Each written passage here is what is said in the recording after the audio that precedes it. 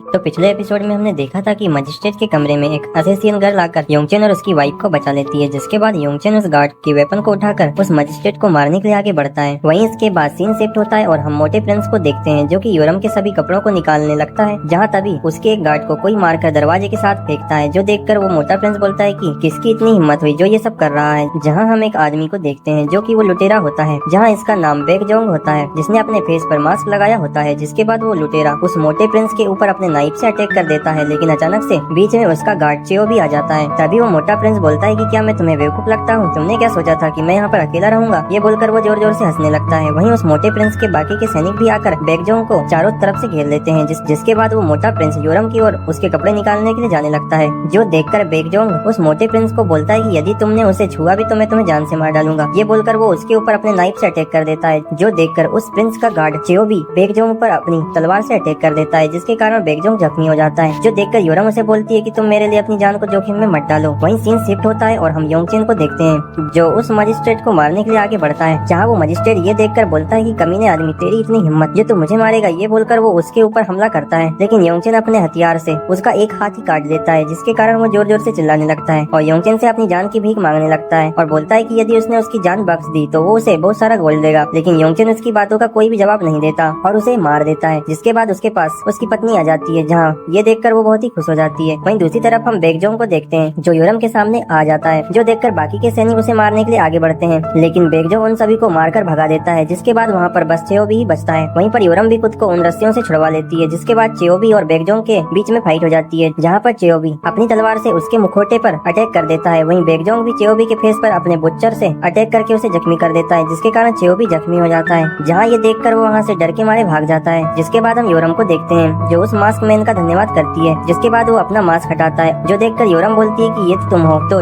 बेकजोंग उसे बोलता है कि हाँ, मैंने तुम्हारा बॉडीगार्ड होने का दावा किया था, इसलिए तुम इस प्रॉब्लम में फंसी हो। जहाँ वो योरम से इसके लिए माफी मांगता है और उसे गले लगा लेता है। ये देखकर योरम बहुत ही हैरान रह जाती है। वहीं मेंशन के बाहर हम उस बेकजोंग के बाकी के साथियों को देखते हैं, जहाँ उन लोगों ने सभी सैनिकों को हरा दिया था। जिसके बाद बेकजोंग बाकी के सैनिकों को बोलता है कि जो लोग हमारे सामने हथियार डाल देंगे हम उन्हें छोड़ देंगे। और तभी इसके बाद हम योरम को देखते हैं जो कि योंगचेन और उसकी वाइफ के पास जाती है, जहाँ उसको सही सलामत देखकर वे दोनों लोग खुश हो जाते हैं। जिसके बाद बेकजोंग के साथियों को देखते हैं, जहाँ वे लोग वहाँ के अनाज को उन सभी गरीब लोगों में बांटने लगते हैं, जहाँ पर बहुत सारे लोगों को देख उनका एक साथी बोलता है कि बॉस, यहाँ पर बहुत ज्यादा लोग हैं, यदि हमने इनको सारा अनाज बांट दिया तो हमारे लिए कुछ नहीं बचेगा। वहीं उसकी ये बात सुनकर बेकजोंग बोलता है कि गिल्सो, तुम एक नंबर के कमीने आदमी हो, तुम ज्यादा लालची मत बनो। वहीं इसके बाद हम उस असेसियन गर्ल को देखते हैं जो सभी लोगों में अनाज बांट रही होती है, जो देखकर वे लोग उसका धन्यवाद करते हैं, जहाँ वो गर्ल बोलती है कि आपको धन्यवाद करने की जरूरत नहीं है, ये सब आपका ही सामान है। इसके बाद योरम भी उन सभी लोगों को हेल्प करता देखती है। तभी वो बेकजोंग को देखती है जो कि एक ओल्ड लेडी की हेल्प कर रहा होता है। ये देखकर वो बोलती है कि शायद मैंने बेकजोंग को गलत समझ लिया था, वो एक अच्छा आदमी है। जिसके बाद योरम भी वहाँ के लोगों की हेल्प करने लगती है, जो देखकर बेकजोंग योरम को बोलता है कि ये तुम्हारा काम नहीं है, तुम कल रात से काफी परेशान हो, इसलिए जाके तुम आराम करो। जो सुनकर योरम बोलती है कि नहीं, आराम तो तुम्हें करना चाहिए, तुम्हें काफी चोटें आई हैं। जो बात सुनकर बेकजोंग का एक साथी बोलता है कि कैप्टन, वो लड़की सही बोल रही है, आपको आराम कर लेना चाहिए। जो सुनकर बेकजोंग उसको चुप करवाता है। तभी गिल्सो बोलता है कि बॉस, अब हमें भी जाकर थोड़ा अनाज ले लेना चाहिए। ये सुनकर बेकजोंग बोलता है कि तुम शांत रहो। तभी उसी टाइम योरम को उसके बैक पर पेन होने लगता है,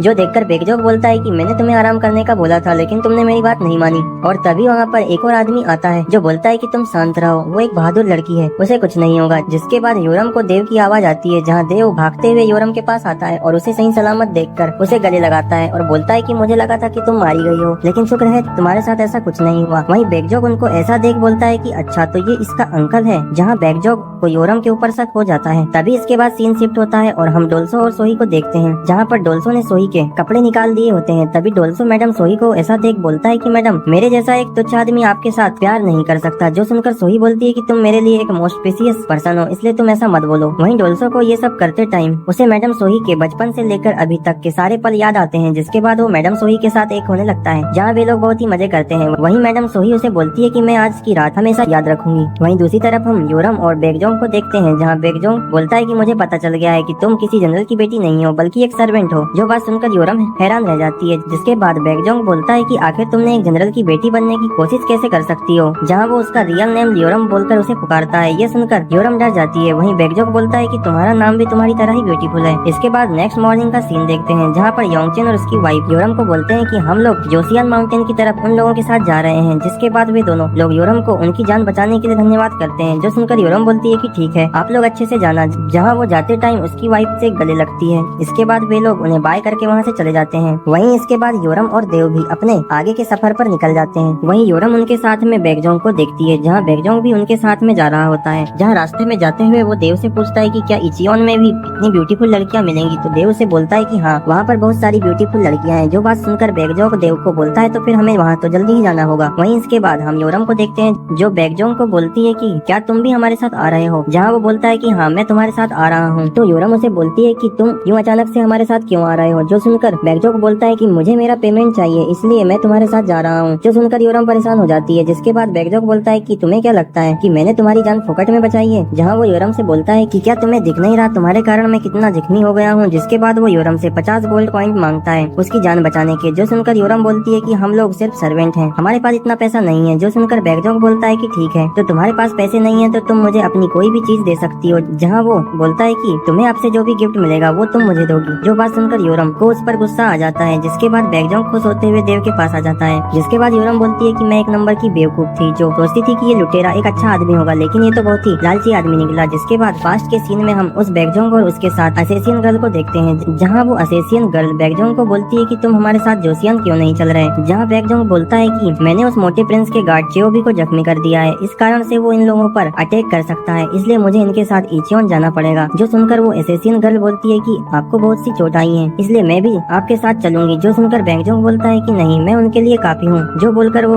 उसके बुक्स को अपने हाथों से टच करता है, जो देखकर वो लड़की भी हैरान रह जाती है। जिसके बाद वो वहाँ से जाने लगती है और बोलती है कि ठीक है, लेकिन तुम अपना ध्यान रखना। ये बोलकर वो वहाँ से चले जाती है। वहीं इसके बाद सीन शिफ्ट होता है और हम यूंग और डोल्सो को देखते हैं, जहाँ वे दोनों जंगल से घर जा रहे होते हैं। तभी डोल्सो मैडम सोही के साथ मजे वाले पल को याद करने लगता है, जहाँ यूंग उसे देख बोलता है कि मुझे पता है कि तुम कल रात में घूम रहे थे, और बोलता है कि तुम्हारे साथ वो लड़की कौन थी। जो बात सुनकर डोल्सो बोलता है कि तुम्हारा क्या मतलब है, तुम किस लड़की की बात कर रहे हो। मैं तो बस रात में इसलिए उठता हूँ क्योंकि मुझे गर्मी लग रही होती है। इसके बाद वे लोग घर में आ जाते हैं, जहाँ पर डोल्सो काम कर रहा होता है। तभी यूंग उसे बोलता है कि आखिर वो लड़की कौन है जिसके साथ तुम घूम रहे थे, तुम मुझे बता सकते हो, मैं ये बात किसी को नहीं बताऊंगा। जो सुनकर डोल्सो बोलता है कि अरे भाई ऐसा कुछ नहीं है। इसके बाद वहाँ पर इयोन भी आ जाती है, जहाँ वो एक भारी से जार को लेकर आई होती है। जो देखकर यूंग उसकी हेल्प करता है और उसे पकड़ लेता है। जिसके बाद इयोन बोलती है कि आप लोग थक गए होंगे, इसलिए मैं आपके लिए कुछ खाना लेकर आती हूँ। जो सुनकर यूंग बोलता है कि हाँ, मेरे पैर बहुत ही दर्द कर रहे हैं। ये सुनकर इयोन यूंग से बोलती है कि क्या मैं तुम्हारे पैरों की मालिश कर दूं? तो यूंग बोलता है कि ठीक है। जहाँ डोल्सो उनकी ये बात सुनकर बोलता है कि तुम दोनों आखिर इतने करीब कब आ गए। जिसके बाद इयोन डोल्सो को बोलती है कि वैसे आपको मैडम सोही ने उनके रेसिडेंस में बुलाया है। जो सुनकर डोल्सो तो हैरान रह जाता है। जिसके बाद वो बड़े ही खुशी के साथ मैडम सोही के रेसिडेंस की तरफ जाने लगता है, जहाँ उसे मेंशन के बाहर सियोंग दिखता है, जो डोल्सो को रोक देता है और बोलता है कि ये जगह तुम्हारे घूमने के लिए नहीं है, इसलिए तुम आगे नहीं जा सकते। जो सुनकर डोल्सो सियोंग को बोलता है कि मुझे मैडम सोही ने यहाँ बुलाया है, इसलिए मैं यहाँ पर आया हूँ। वहीं उसकी ये बात सुनकर सियोंग थोड़ा परेशान हो जाता है। जिसके बाद वो उसे वार्न करता है कि यदि उसने मैडम के साथ कोई भी डिसरिस्पेक्ट करी तो उसके लिए वो अच्छा नहीं होगा। जो सुनकर डोल्सो बोलता है कि ठीक है, मैं ये बात याद रखूंगा। जिसके बाद डोल्सो सोही के रूम के पास आकर मैडम सोही को पुकारता है, जहाँ वो बोलता है कि मैडम क्या आपने मुझे बुलाया था। जहाँ ये सुनकर सोही डोर ओपन करती है, वहीं वो डोल्सो को देखकर खुश हो जाती है। जिसके बाद वो डोल्सो का हाथ पकड़कर उसे अपने कमरे के अंदर ले आती है और फिर उसे किस कर लेती है, जहाँ वो बोलती है कि मैंने तुम्हें काफी मिस किया। जो सुनकर डोल्सो भी बोलता है कि मैडम मैंने भी आपको मिस किया। इसके बाद सोही सडनली डोल्सो के कपड़े निकालने लगती है, जहाँ डोल्सो ये देखकर बोलता है कि मैडम आप क्या कर रही हो। तो सोही उसे बोलती है कि आज मेरी सिस्टर बाहर जंगल में शिकार करने गई है। जो बोलकर वो अपने और डोल्सो के कपड़े निकालने लगती है और मजे करने लगती है, जहाँ उन्हें ये सब करते हुए शाम हो जाती है। जिसके बाद हम सुरीन को देखते हैं, जो कि शिकार करके वापस घर लौटती है, जहाँ पर उसे घर से एक अजीब सी स्मेल आती है। जो देखकर वो सोही के रूम की ओर जाती है, जहाँ उसे लगता है कि शायद फिर से सोही डोल्सो के साथ मजे कर रही है। तो वो सोही के रूम के पास आकर उसके रूम में एक होल करती है और उसके अंदर झांकती है, जहाँ वो देखती है कि सोही डोल्सो के साथ मजे कर रही है। जहाँ उन्हें ऐसी हालत में देखकर उसकी भी सांसें रुक जाती हैं। जिसके बाद ये सब देख उसकी भी हालत खराब हो जाती है और तब उसे उनकी आवाज भी सुनाई देती है। लेकिन तभी वहाँ पर लेडी आ जाती है। वहीं लेडी योरम को बोलती है कि आखिर तुम यहाँ पर क्यों भीग रही हो। जहाँ लेडी की आवाज सुनकर सुरीन डर जाती है। जिसके बाद सुरीन लेडी के पास आकर उसे वहाँ से ले जाती है। जो देखकर लेडी बोलती है कि मुझे सोही को देखना है कि उसकी हेल्थ ठीक है या नहीं। जो सुनकर सुरीन बोलती है कि माँ सोही ठीक है, उसे कुछ नहीं हुआ। जो बोलकर वो उसे वहाँ से दूर ले जाती है। जिसके बाद हम डोल्सो और सोही को देखते हैं, जहाँ उन लोगों को बाहर से किसी की आवाज सुनाई देती है, जिसके कारण वो दोनों रुक जाते हैं। वहीं इसके बाद डोल्सो बोलता है कि मैडम मुझे यहाँ से जाना चाहिए। तो सोही उसे बोलती है कि ठीक है, तुम ध्यान से जाना क्योंकि बाहर बारिश हो रही है। जिसके बाद सोही कमरे के डोर बंद करके बोलती है कि आज सुरीन के कारण वे लोग बच गए, वरना पकड़े जाते। लेकिन वो बोलती है कि सुरीन हम लोगों को कब से देख रही थी। वहीं इसके बाद दूसरी तरफ हम जंगल में सुरीन को देखते हैं, जो कि अपनी तलवार लेकर प्रैक्टिस कर रही होती है, जहाँ वो सोही के बारे में सोचकर परेशान हो जाती है। और तभी वहाँ पर सियोंग आ जाता है, जो सुरीन को देखकर बोलता है कि क्या तुम फ्रस्ट्रेट हो। तो सुरीन बोलती है कि हाँ मैं अपसेट हूँ, क्योंकि कोई भी मुझे एक लड़की जैसा ट्रीट नहीं करता। जिसके बाद वो सोचती है कि उसे जो डोल्सो ने बताया था क्या उसे उसे सियोंग पर ट्राई करना चाहिए, जहाँ पर वो उसे सियोंग पर ट्राई करने का सोचती है। जिसके बाद वो एक स्टोन के ऊपर आकर बैठ जाती है, जहाँ पर वो सियोंग को अपने पास आकर बैठने का बोलती है। जो बात सुनकर सियोंग उसके पास आकर बैठ जाता है। जिसके बाद सुरीन उसे छूने के लिए अपना हाथ आगे बढ़ाती है, लेकिन सियोंग उसके हाथ को रोक देता है। जो देखकर वो उसे टच करने की कोशिश करती है, लेकिन वो ऐसा नहीं कर पाती। जो देखकर सियोंग सुरीन से बोलता है कि मैडम आपकी स्पीड तो काफी बढ़ गई है। वहीं सुरीन तो डोल्सो के इस आइडिया के कारण उस पर गुस्सा करती है। जिसके बाद सुरीन सियोंग से बोलती है कि आखिर तुम्हें किस तरह की लड़की पसंद है। जहाँ उसकी ये बात सुनकर सियोंग को अपनी माँ की याद आ जाती है। जहाँ पर हम पास्ट का सीन देखते हैं, जहाँ हमें पास्ट में उसकी माँ और वो दिखाया जाता है, जहाँ पर वो उसकी माँ के साथ कहीं जा रहा होता है। वहीं उसकी माँ खुद भूखा रहकर अपने सभी बच्चों को खाना खिलाती थी। जो देखकर सियोंग को उनकी बहुत ही फिक्र होती है। जिसके बाद हम प्रेजेंट में सियोंग को देखते हैं, जो सुरीन से बोलता है कि मुझे ऐसी लड़कियां पसंद है जो दूसरी लड़कियों से ज्यादा पावरफुल हो और ज्यादा जोशीली हो, और बोलता है कि सुरीन तुम वैसी ही लड़की हो। ये बोलकर वो उसके सिर पर हाथ रखता है और वहाँ से चले जाता है। वहीं सुरीन ये सुनकर सोच में पड़ जाती है। जिसके बाद हम योरम देव और बेगजोंग को देखते हैं, जहाँ पर बेगजोंग बोलता है कि यदि हम लोग इस मेन रोड के रास्ते से इचियोंग जाएंगे तो वे पकड़े जा सकते हैं। इसलिए बेगजोंग देव से बोलता है कि हमें इचियोंग जाने के लिए जंगल का रास्ता यूज करना चाहिए, इससे हम लोग जल्दी वहाँ पर पहुँचेंगे। जो बात सुनकर देव से बोलता है कि क्या तुम्हें नहीं लगता कि जंगल के रास्ते से जाना खतरनाक हो सकता है, क्योंकि जंगल में हमें यदि कोई टाइगर मिल गया तो हमारी जान खतरे में आ जाएगी। जो सुनकर बेगजोंग बोलता है कि अरे तुम डर क्यों रहे हो, मैं तुम्हारे साथ हूँ, अगर ऐसा हुआ तो मैं उस टाइगर को मारकर खा जाऊंगा। जो सुनकर देव बोलता है कि ठीक है, हम लोग तुम्हारे भरोसे उस रास्ते से जा रहे हैं। जो सुनकर बेगजोंग खुश हो जाता है। वहीं योरम को ऐसा करना ठीक नहीं लगता। जिसके बाद वे लोग जंगल से होते हुए पहाड़ों के बीच से जाने लगते हैं, जहाँ वे लोग एक नदी के पास आकर रुक जाते हैं। वहीं उनके सामने उस नदी को पार करने के लिए बहुत ही छोटा सा रास्ता बना होता है। जो देखकर बेगजोंग उन सभी लोगों को बोलता है कि इस रास्ते को सावधानी से पार करना। जिसके बाद देव बड़े ही मुश्किल से उसको पार कर लेता है। वहीं योरम भी उस नदी को पार करने आगे बढ़ती है, जहाँ पर बेगजोंग उसके तरफ अपना हाथ आगे बढ़ाकर उसकी मदद करता है। लेकिन योरम उसे बोलती है कि मैं अपना ध्यान खुद रख सकती हूँ, तुम खुद को देखो। लेकिन उसी टाइम योरम का पैर स्लिप हो जाता है और योरम गिरने लगती है। जो देखकर बेगजोंग उसे पकड़ लेता है, लेकिन उसको बचाने के चक्कर में वे दोनों ही नदी में गिर जाते हैं, जिसके कारण वे लोग पानी में गीले हो जाते हैं। जिसके बाद बेगजोंग अपने कपड़े चेंज करता है। वहीं योरम के पास दूसरे कपड़े नहीं होते। जो देखकर बेगजोंग उसे पहनने के लिए दूसरे कपड़े देता है और बोलता है कि जल्दी से इसे पहन लो वरना तुम्हें ठंड लग जाएगी। जिसके बाद योरम उस कपड़े को ले लेती है। वहीं बेगजोंग योरम को बोलता है कि तुम अपने कपड़े चेंज कर सकती हो, हम लोग तुम्हें नहीं देखेंगे। जो बोलकर वो दोनों लोग दूसरी तरफ देखने लगते हैं। वहीं इसके बाद योरम अपने कपड़े निकाल कर चेंज करती है, जहाँ वो बेगजोंग के दिए हुए कपड़े को देखती है, जो कि एक लेपर्ड की स्किन से बना होता है। जो देखकर वो बोलती है कि ये तो एक तेंदुए की खाल है, जो कि बहुत ही सॉफ्ट है। जिसके बाद वो उसे पहन लेती है। वहीं बेगजोंग योरम को झाड़ियों के पीछे छिपकर देख रहा होता है, जहाँ उसे ऐसा करता देख योरम उसके पास आकर उसके कान खींचता है और बोलता है कि तुम ऐसा नहीं कर सकते। जो बोलकर वो उसे वहाँ से ले जाता है। जिसके बाद योरम कपड़े चेंज करके बाहर आती है। जो देखकर बेगजोंग उसे बोलता है कि तुम इन कपड़ों में एकदम डाकुओं जैसी लग रही हो। जो बोलकर वो उसके मजे लेने लगता है, जहाँ उसकी ये बात सुनकर योरम को उस पर बहुत ही गुस्सा आता है। वहीं इसके बाद हम रात का सीन देखते हैं, जहाँ पर योरम और बेगजोंग वे लोग रात में जंगल में आग जलाकर बैठे होते हैं। वहीं देव को नींद आ जाती है। तभी योरम बेगजोंग से बोलती है कि क्या तुम्हें नींद आ रही है। तो बेगजोंग बोलता है कि नहीं, मुझे कुछ अजीब सा फील हो रहा है। जिसके बाद नेक्स्ट सीन में हम यूंग को देखते हैं, जो कि मेंशन में होता है, जहाँ उसके पास यून खाना लेकर आती है और फिर यूंग उसके लाए हुए शकरकंद को बड़े ही आराम से खाता है, जहाँ पर उसे यून के बूब्स दिखाई देते हैं। जो देखकर वो खुद पर कंट्रोल नहीं कर पाता और उसके कपड़ों को निकालने लगता है। जो देखकर यून उसे बोलती है कि क्या तुम पागल हो गए हो, तुम दिन में ये सब नहीं कर सकते। जो बोलकर वो वहाँ से चले जाती है। वहीं ये देखकर यूंग को उस पर बहुत ही गुस्सा आता है। वहीं दूसरी तरफ हम डोल्सो को देखते हैं, जो मील में सोया होता है, जहाँ वो अपने ड्रीम में खुद को जनरल के रूप में देखता है, जहाँ वो अपने घोड़े में बैठकर घर वापस लौटता है। जहाँ उसे देखकर सोही बोलती है कि हस्बैंड आप वापस आ गए। और तभी वहाँ पर योरम भी आ जाती है और बोलती है कि माय जनरल आप आ गए। ये बोलकर वे दोनों ही खुश हो जाते हैं। जहाँ वे दोनों लोग डोल्सो के पास आ जाते हैं, जहाँ पर सोही बोलती है कि हस्बैंड आज आप मेरे साथ सोने चलो। वहीं योरम भी डोल्सो को अपने साथ लेकर जाने लगती है। जो देखकर डोल्सो बोलता है कि तुम लोग लड़ाई मत करो। ये बोलकर वो उन दोनों को उठा लेता है और बोलता है कि क्यों ना मैं तुम दोनों को एक साथ सेटिस्फाई कर दूं। ये सुनकर वे दोनों बोलती हैं कि क्या हम तीनों लोग एक साथ। वहीं इधर डोल्सो ये ड्रीम देख रहा होता है, जहाँ उसके पास में उस छोटी बच्ची का डॉग आके उसके फेस को चाटने लगता है। वहीं डोल्सो के सामने वो छोटी बच्ची आ जाती है, जो बोलती है कि क्या तुम कोई ड्रीम देख रहे हो। इसके बाद वो उसे एक लेटर जैसा कुछ देती है और बोलती है कि तुम्हारे लिए कुछ काम आया है। तो डोल्सो उसे लेकर बोलता है कि ये तुम्हें किसने दिया। तो वो छोटी बच्ची बोलती है कि मुझे मैडम सोही ने इसे सीक्रेटली आप तक पहुंचाने के लिए बोला है। जिसके बाद डोल्सो उस लेटर को ओपन करता है, जहाँ वो देखता है कि उसमें बड़े से पेड़ की ड्राइंग बनी है। जो देखकर वो बोलता है कि मैडम सोही आज रात फिर से तारों को देखने के लिए बोल रही हैं। वहीं दूसरी तरफ हम जंगल का सीन देखते हैं, जहाँ पर योरम उसे बोलती है कि तुम्हारा रियल नाम क्या है। ये सुनकर बेगजोंग बोलता है कि मेरी माँ ने मेरा नाम डोजिन रखा था, लेकिन लोगों ने मेरी माँ को विधवा बोलकर उसका बहिष्कार किया, जिसके कारण मुझे उन लोगों से नफरत होने लगी। वहीं उसकी ये बात सुनकर योरम बोलती है कि तुम्हारी माँ ने तुम्हारा अच्छा नाम रखा था। तो बेगजोंग बोलता है कि वैसे अब मेरी माँ नहीं है मेरे साथ। जो सुनकर योरम बोलती है कि मुझे माफ करना, मुझे इसकी जानकारी नहीं थी। जो सुनकर बेगजोंग बोलता है कि कोई बात नहीं। जिसके बाद बेगजोंग उठता है और योरम से बोलता है कि क्या तुम मेरे साथ जोशिया ना होगी, तुम कब तक एक सर्वेंट बनकर काम करते रहोगी, क्यों ना तुम मेरे साथ भाग चलो। ये सुनकर योरम हैरान रह जाती है। जिसके बाद वो उसे बोलती है कि मैं ऐसा नहीं कर सकती, क्योंकि मेरा इंतजार डोल्सो कर रहा है। वहीं बेगजोंग ये सुनकर बोलता है कि ये कौन है, जहाँ योरम उसे बताती है कि डोल्सो और मैं बचपन से ही एक साथ रहते आ रहे हैं। जो सुनकर बेगजोंग वापस से अपनी जगह पर आ जाता है, जहाँ वो बोलता है कि मुझे नहीं पता कि कि डोल्सो किस तरह का आदमी है, लेकिन वो बहुत ही लकी है क्योंकि उसे योरम पसंद करती है। जहाँ वो बोलता है कि मैं उससे एक बार जरूर मिलना चाहूंगा। वहीं इसके बाद हम डोल्सो को देखते हैं जो अपने फेस पर स्माइल बनाए हुए मैडम सोही के कमरे के पास आ जाता है और दरवाजे को नॉक करता है और तभी दरवाजा ओपन होता है और सोही बाहर आके डोल्सो के गले लग जाती है। जहाँ वो बोलती है कि मैं तुम्हारा ही वेट कर रही थी। तभी वहाँ पर उसे सियोंग की आवाज सुनाई देती है जो कुछ गार्ड से बात कर रहा होता है और ये देखकर सोही डोल्सो को बोलती है कि तुम कुछ टाइम के लिए मेरे कमरे में चले जाओ। जिसके बाद वहाँ पर सियोंग अपने कुछ लोगों के साथ सोही के कमरे के पास आ जाता है जहाँ सोही सियोंग से बोलती है कि तुम इतनी रात में क्यों घूम रहे हो। जो सुनकर सियोंग बोलता है कि माय लेडी मुझे माफ करना, लेकिन मुझे कुछ सर्वेंट ने बताया कि रात में कोई आदमी मेंशन के आसपास घूमता है, इसलिए आज से मैं रात में निगरानी करूंगा। जिसके बाद वो अपने लोगों को बोलता है कि जाओ और जाके निगरानी करो। जिसके बाद सोही अपने कमरे में अंदर आ जाती है जहाँ पर डोल्सो बोलता है कि मैडम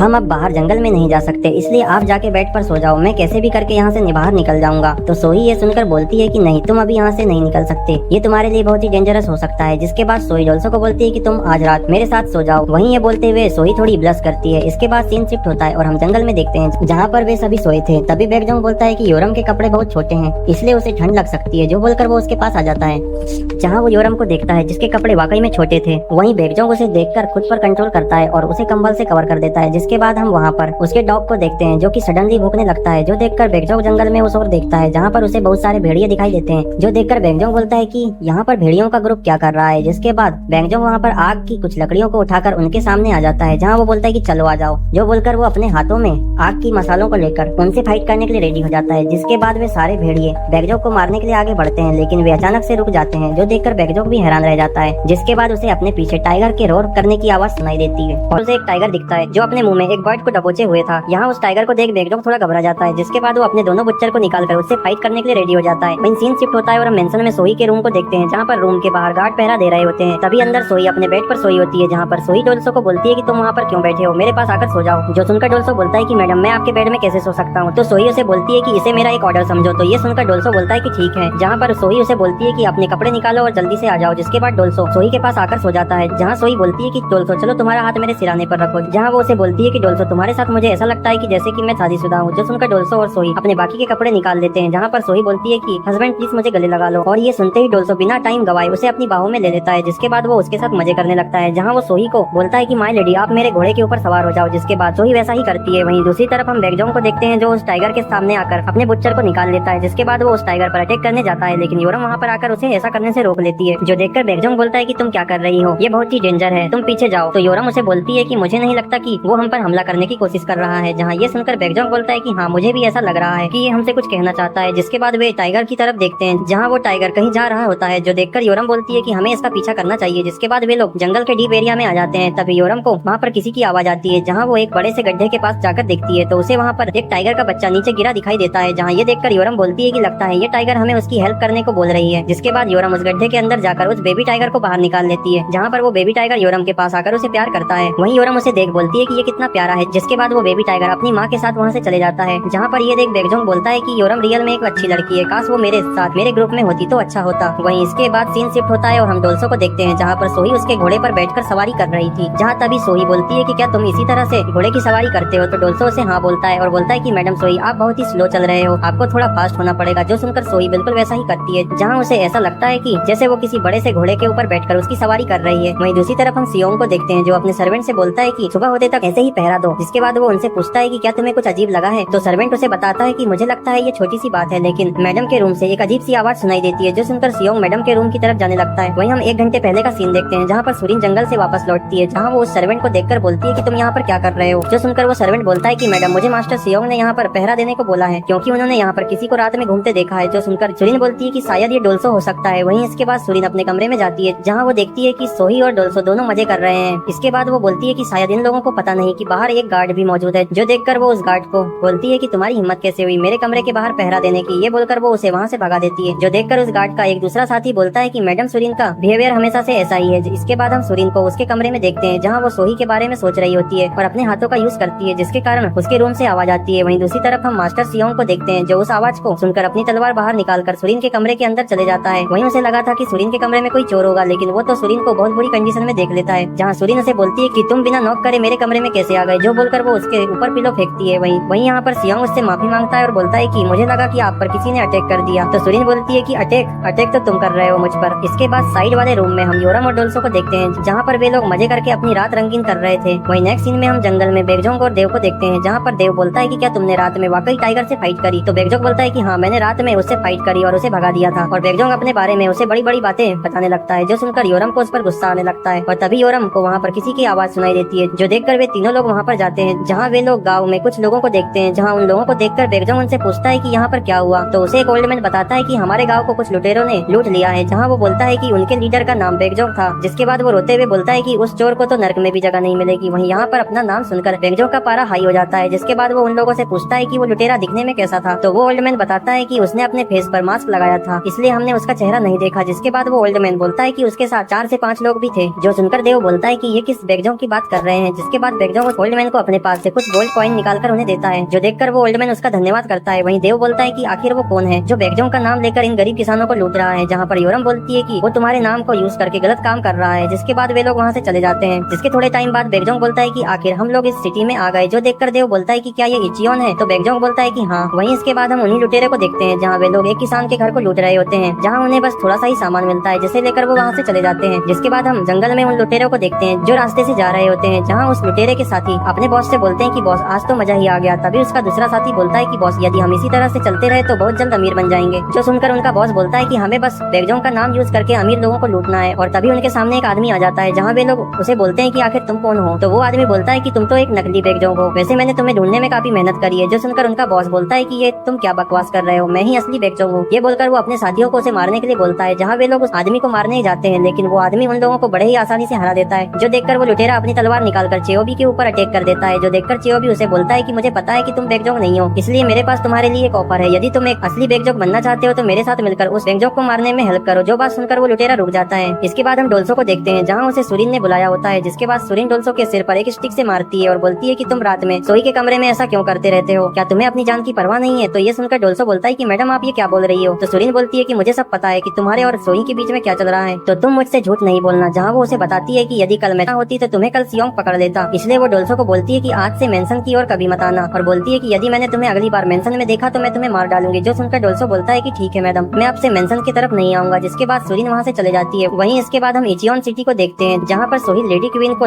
लेटर देकर उससे माफी मांगती है और बोलती है कि हमारी मैडम ने मुझे आपको ये लेटर देने बोला था। जहाँ वो लेडी योरम से बोलती है कि मुझे ये कहना पड़ेगा कि उसने एक ब्यूटीफुल मैसेंजर को यहाँ पर भेजा है। जहाँ वो उस लेटर के लिए योरम का धन्यवाद करती है। जिसके बाद वो लेडी योरम को बोलती है कि तुम भूखी हो, इसलिए मैंने तुम्हारे लिए खाना बनवाया है। जहाँ योरम अपने सामने इतना सारा खाना देखकर खुश हो जाती है। जिसके बाद वो अंकल के सिखाए हुए तरीके से खाना खाने लगती है। जो देखकर वो लेडी योरम से बोलती है कि लगता है तुम काफी भूखी लग रही हो। जहाँ वो योरम को आराम से खाना एंजॉय करने का बोलती है। जिसके कुछ टाइम बाद योरम देव के पास आती है और बोलती है कि उन्होंने मुझे बहुत सारे गिफ्ट दिए हैं। जो देखकर देव खुश हो जाता है। जहाँ तभी बेगजोंग वहाँ आकर योरम के सारे गिफ्ट को ले लेता है। वहीं ये देखकर योरम को उस पर बहुत गुस्सा आता है। जहाँ बेगजोंग उस बैग को खोलकर देखता है और उसे वहाँ पर कुछ गहने और मेकअप का सामान मिलता है। जिसके बाद योरम उसे बोलती है कि ये तुम्हारे कोई काम का नहीं है। तो बेगजोंग बोलता है कि कोई बात नहीं, मैं इन्हें बेचकर पैसे कमा लूंगा। और तभी उस मार्केट में हम चेओबी को देखते हैं, जो उन लोगों पर छिपकर नजर रखता है। जहाँ वो बोलता है कि बेगजोंग मैंने आखिर तुम्हें ढूंढ ही लिया। वहीं दूसरी तरफ हम योरम को देखते हैं, जो रोते हुए बेगजोंग से अपना सामान वापस लेने की कोशिश करती है। तो बेगजोंग उसे रोता देख उसे मेकअप का सामान देता है, जो लेकर योरम खुश हो जाती है। जिसके बाद हम वहाँ पर उसी नकली बेगजोंग को देखते हैं, जो चेओबी से बोलता है कि आखिर हम उसे कब मारने वाले हैं। तो चेओबी बोलता है कि उसे थोड़ा इस मार्केट से दूर जाने दो। वहीं नेक्स्ट सीन में हम डोल्सो को देखते हैं, जो कि रात में सोया होता है, जहाँ पर उसे मैडम सोई के बारे में ख्याल आ रहे होते हैं। जिसके बाद वो बोलता है कि मैं एक सर्वेंट बनकर क्यों पैदा हुआ, मुझे तो किसी जनरल के यहाँ जन्म लेना था, जिससे मैं मैडम सोई के करीब रहता। जहाँ तभी डोल्सो को यूंग दिखता है, जो रात के अंधेरे में कहीं जा रहा होता है। जो देखकर डोल्सो बोलता है कि आखिर ये आधी रात को कहाँ जा रहा है। जो देखकर वो उसके पीछे जाने लगता है। वहीं इसके बाद हम यूंग को देखते हैं, जो रात में इयोन के साथ जंगल में मंगल करने के लिए आया होता है। वहीं इसके बाद सीन शिफ्ट होता है और हम जंगल में योरम और बेगजोंग को देखते हैं, जहाँ वे लोगों को चलते चलते रात हो गई थी। जो देखकर योरम बोलती है कि हमें रात के लिए कोई जगह ढूंढनी चाहिए। जिसके बाद वे लोग एक पहाड़ के पास आकर रुक जाते हैं। वहीं पर बेगजोंग को ऐसा लगता है कि कोई उन लोगों का पीछा कर रहा है, इसलिए वो उन दोनों को बोलता है कि तुम दोनों मेरे पीछे आ जाओ। तो ये सुनकर देव बोलता है कि ब्रदर क्या बात है, क्या फिर से कोई टाइगर आ गया है? और तभी बेगजोंग अपने दोनों बुच्चर को निकालकर बोलता है कि आखिर तुम लोग बाहर क्यों नहीं आ रहे, तुम कब तक मेरा पीछा करोगे? तो ये बात सुनकर चेओबी बाहर निकलता है, जहाँ वो बोलता है कि बेगजोंग तुम इस बार मेरे हाथों से नहीं बचोगे। वहीं चेओबी को देखकर योरम बोलती है कि ये तो वही आदमी है। जहाँ पर डोल्सो से बोलता है कि तुम्हारे फेस पर ये पट्टी अच्छी लग रही है। जो सुनकर चेओबी बोलता है कि कमीने आदमी, मैं इसके लिए तेरी जबान काट दूंगा। जो बोलकर वो बेगजोंग के ऊपर अटैक कर देता है। वहीं बेगजोंग को लगता है कि वो इस बार अकेले नहीं आया है। वहीं यहाँ पर चेओबी बेगजोंग को लड़ते हुए योरम से दूर ले जाने की कोशिश करता है, जो देखकर बेगजोंग को उस पर कुछ डाउट होता है। और तभी बेगजोंग के पीछे से वो नकली बेगजोंग अटैक कर देता है। जो देखकर बेगजोंग अपने बुच्चर से उसके अटैक को रोकता है। जहाँ वो नकली बेगजोंग अपने साथ अपने बाकी के साथियों को लाया होता है, जहाँ उसके साथी देव और योरम को पकड़ लेते हैं। जहाँ पर बेगजोंग उसे बोलता है कि वो तुम थे जो मेरा नाम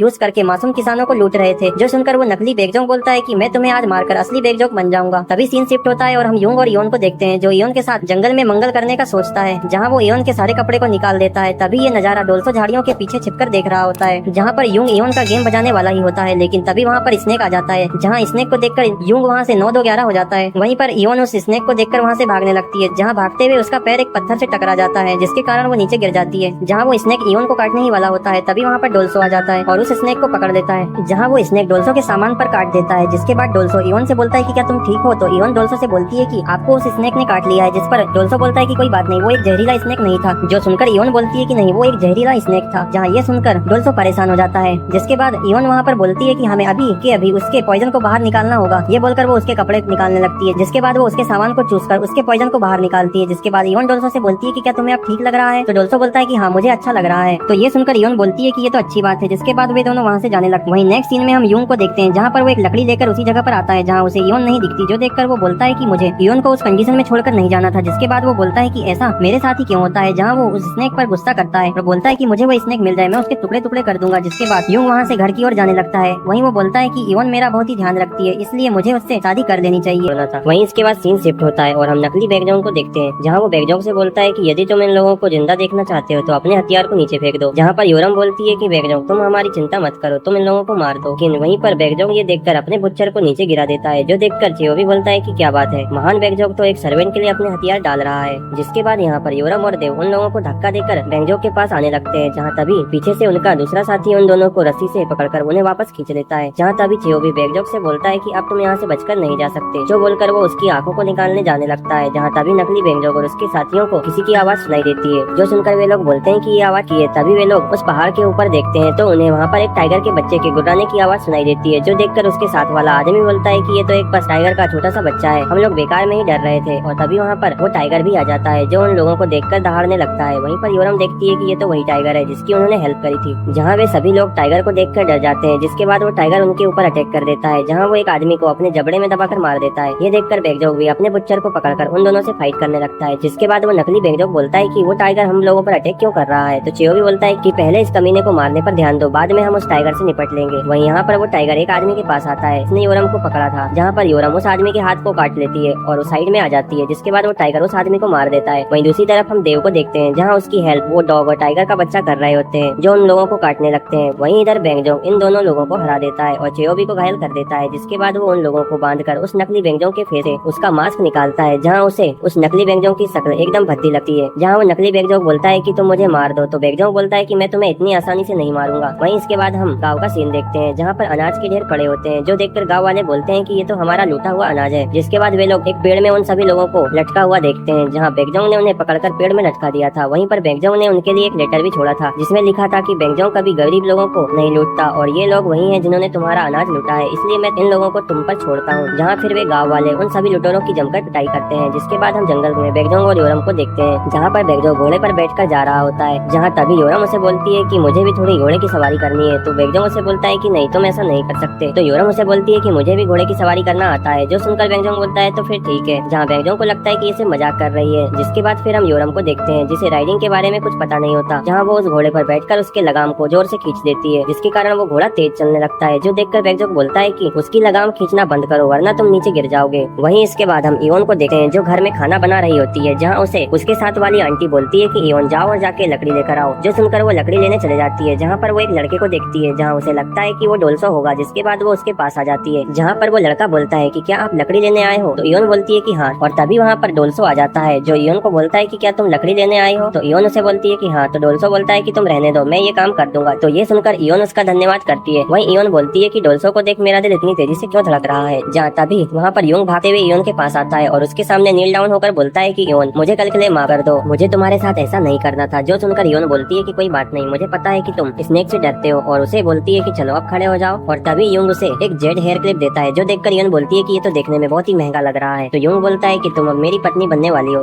इसलिए तुम्हें किसी के दिए हुए सामान को पहनने की जरूरत नहीं है। जहाँ वो इयोन से बोलता है कि हालांकि मैं एक सर्वेंट हूँ, लेकिन मैं तुम्हें हर चीज ला कर दूंगा और इसके लिए मैं कड़ी मेहनत करूंगा। ये बोलकर वो उसे शादी के लिए पूछता है। जो बात सुनकर इयोन को डोल्सो के साथ रात वाला इंसिडेंट याद आता है, जिसके बाद वो यूंग के गले लग जाती है और बोलती है कि आखिरकार हम लोग शादी करेंगे। ये बोलकर वो दोनों लोग खुश हो जाते हैं। जहाँ रास्ते में इयोन यूंग से बोलती है कि चलो हम यहाँ से कहीं दूर निकलकर चले जाते हैं, वहाँ जाकर हम लोग खेती करेंगे। जो सुनकर यूंग बोलता है कि ठीक है। वहीं वहीं इसके बाद सीन शिफ्ट होता है और हम मेंशन में लेडी को देखते हैं, जहाँ एक सर्वेंट उसे बताता है कि लेडी जनरल आज रात को आने वाले हैं। जो सुनकर लेडी बोलती है कि जनरल को गए हुए काफी साल हो गए। वहीं इसके बाद वो सर्वेंट वहाँ से चले जाता है, जहाँ पर लेडी बोलती है कि जनरल को 2 साल का टाइम हो गया। जहाँ वो बोलती है कि मुझे नहीं पता कि पास्ट में जनरल ने कितनी लड़कियों के साथ सोया होगा, लेकिन जब वो मेंशन में आएगा तो मेरी ही तलाश करेगा। जिसके बाद वो लेडी अपनी एक सर्वेंट को बुलाती है और बोलती है कि जाओ और जाके मेरे नहाने की तैयारी करो। जिसके बाद हम उस सर्वेंट को देखते हैं जो डोल्सो को बोलती है कि तुम्हें लेडी के लिए बाथ टब को रेडी करना है। तो ये सुनकर डोल्सो बोलता है कि ठीक है, मैं ये काम कर दूंगा। जिसके बाद वो हॉट वाटर से वाटर बाथ को भरने लगता है, जहाँ वो बोलता है कि बचपन में मेरे लिए ये काम करना बहुत ही कठिन था, लेकिन अब ये बहुत ही हल्का हो गया है। जहाँ पर डोल्सो ने उस बाथ टब को लगभग भर ही दिया था, लेकिन तभी वहाँ पर सोही आ जाती है, जो डोल्सो को पीछे से आकर पकड़ लेती है। ये देखकर डोल्सो बोलता है कि मैडम आप यहाँ पर कैसे? तो सोही बोलती है कि चलो मेरे साथ। तो डोल्सो बोलता है कि मैडम हम कहाँ जा रहे हैं? तो सोही बोलती है कि एक ऐसी जगह पर जहाँ हमें कोई ना देखे। जिसके बाद वे लोग जंगल में आ जाते हैं, जहाँ सोही डोल्सो से पूछती है कि क्या तुम्हें उस छोटी बच्ची ने मेरा लेटर दिया था? तो डोल्सो बोलता है कि हाँ उसने दिया था। जो सुनकर सोही बोलती है तो फिर तुम मेरे रूम में क्यों नहीं आए? तो डोल्सो सोही को बताता है कि मैडम सुरीन को हमारे बारे में सब पता है। तो सोही बोलती है कि हमें अब सिर्फ रात में ही मिलना पड़ेगा। जहाँ ये सुनकर डोल्सो बोलता है कि नहीं मैडम, हम रात में नहीं मिल सकते, क्योंकि रात में सियोंग पेट्रोलिंग करता है। जो सुनकर सोही डोल्सो को हक कर लेती है और बोलती है कि मैं तुम्हें बिना देखे नहीं रह सकती। जो सुनकर डोल्सो सोही को किस कर देता है और यहाँ सोही बोलती है कि डोल्सो चलो तुम स्टार्ट हो जाओ। जो सुनकर डोल्सो बोलता है कि मैडम मैं यहाँ पर ये काम कैसे कर सकता हूँ। वहीं यहाँ पर ये दोनों मजे करने का सोचते हैं, तभी सोही को झाड़ियों में वो छोटी बच्ची दिखती है,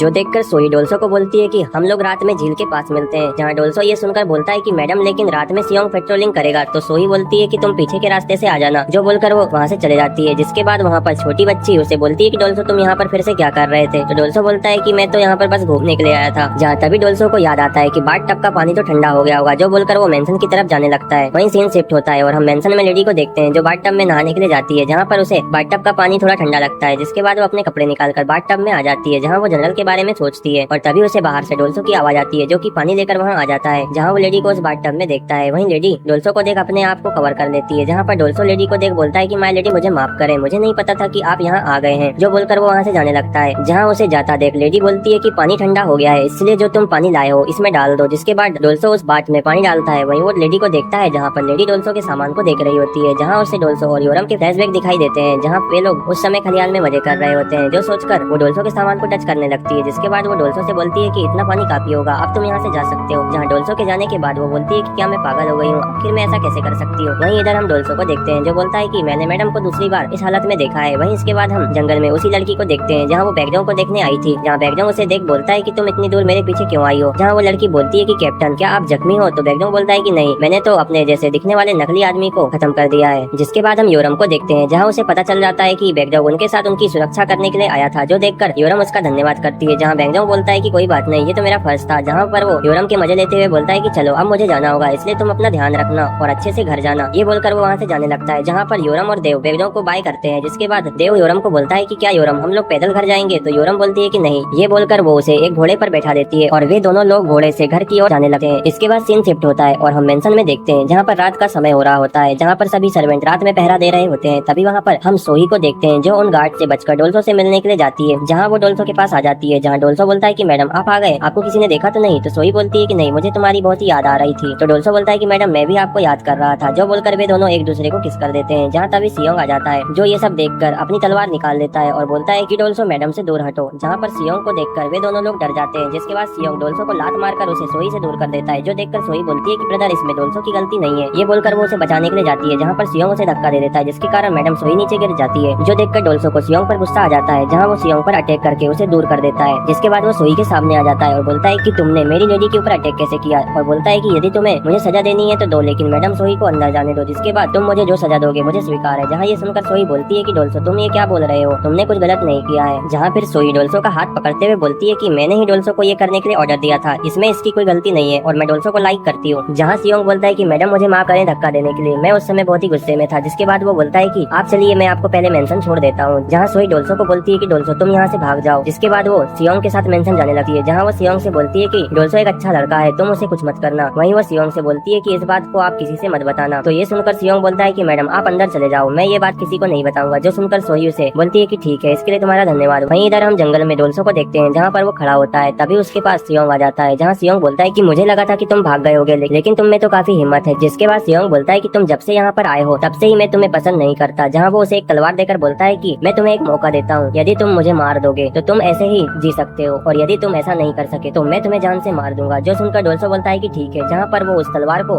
लेकर सियोंग के ऊपर अटैक कर देता है, जहाँ वो डोल्सो के अटैक को देखकर बोलता है कि ये तो एक सर्वेंट है, इसने आज से पहले कभी तलवार नहीं पकड़ी, लेकिन ये तो तलवार चलाना भी जानता है और इसके अटैक बहुत ही फास्ट और स्ट्रॉन्ग है। जिसके बाद जियोंग बोलता है कि इस लड़के में तो एक जनरल के बनने का टैलेंट है। जिसके बाद वो डोल्सो को अपने हाथ से धक्का देता है और बोलता है कि यदि तुम्हें अच्छी ट्रेनिंग मिल जाए तो तुम एक अच्छे वॉरियर बन सकते हो। जो बोलकर वो उसके हाथ से तलवार को नीचे गिरा देता है और बोलता है कि तुम जब तक यहाँ पर हो मैडम सोही तुम्हारा साथ नहीं छोड़ेगी, इसलिए तुमको यहाँ से जाना होगा। जो बोलकर वो उसके ऊपर अपनी तलवार से उसको मारने जाता है और तभी उसे अपने बचपन का फ्लैशबैक दिखता है, जहाँ पर वो अपने माता पिता और भाई बहन के साथ जा रहा होता है, जहाँ पर उसके पिता उसे बोलते हैं कि बेटा यदि मैं कभी फाइट में लड़ते हुए मारा गया तो तुम्हें अपने भाई बहनों का ध्यान रखना होगा। और कुछ समय बाद उसके पिता लड़ाई में मारे जाते हैं, जहाँ पर वो बोलता है कि फादर आपने जो मुझे बोला है मैं वो करूंगा, मैं अपने परिवार का ध्यान रखूंगा। जिसके कुछ टाइम बाद वो अपने घर पर जाता है, जहाँ पर वो देखता है कि उसके घर में किसी ने आग लगा दी है, जहाँ उस घर के अंदर उसकी माँ और उसके छोटे भाई बहन होते हैं। जहाँ तभी एक आदमी आकर सियोंग को मारने जाता है, तभी वहाँ पर जनरल आके उसकी जान बचा लेते हैं और उस आदमी को मार देते हैं। जिसके बाद सियोंग अपने परिवार को बचाने के लिए उस घर में जाने लगता है, जो देखकर जनरल उसको पकड़ लेता है और बोलता है कि तुम वहाँ पर नहीं जा सकते। जिसके बाद जनरल उसे अपने साथ ले आता है और उसको एक सोल्जर बनाने की ट्रेनिंग देता है। जिसके बाद जनरल सियोंग को बुलाकर बोलता है कि मैंने तुम्हारे रहने के लिए एक घर देखा है। जो सुनकर सियोंग जनरल का इसके लिए धन्यवाद करता है। तभी वहाँ पर जनरल की दोनों बेटी आ जाती है, जहाँ सोही सुरेन से स्नोबॉल गेम खेलने का बोलती है, वहीं सोही सियोंग को देखकर उसे भी अपने साथ खेलने को बोलती है, जो देखकर सियोंग को अपने छोटे भाई बहनों की याद आ जाती है। जिसके बाद हम देखते हैं कि मैडम सोही जहाँ भी जाती थी सियोंग हमेशा उनकी रक्षा करता था। जिसके बाद हम प्रेजेंट का सीन देखते हैं, जहाँ पर वो डोल्सो से बोलता है कि यदि तुम सोही के साथ रहना चाहते हो तो तुम्हें उत्तर की तरफ जाना होगा, जहाँ तुम्हें सेना में भर्ती होकर दुश्मनों को मारना होगा, जिससे तुम एक सर्वेंट से एक वॉरियर बन जाओगे। और यदि तुमने उस मेडल को अचीव कर लिया तो मैं तुम्हें भी एक्सेप्ट कर लूंगा। जहाँ उसकी ये बात सुनकर डोल्सो खड़े हो जाता है और